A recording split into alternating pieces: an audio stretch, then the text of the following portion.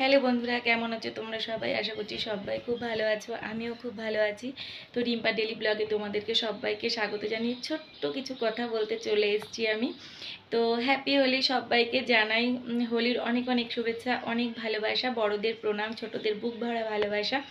সবাই হোলিটা খুব এনজয় করো, খুব আনন্দ করো, এটাই বলবো। আর আমার মুখে দেখো আমি আর কি হোলির শ্যুট করলাম, কিছু শর্ট ভিডিও বানালাম। তো আজকে যেহেতু হোলি না, হোলির আগের দিন, তো আমার ঘরে না কোনো আবির বা রং কিছুই ছিল না। তো আমার সিঁদুর দিয়েই কিন্তু আমি রং মেখেছি আর কি। এটাই হচ্ছে সব থেকে বড় পাওয়া আমার কাছে।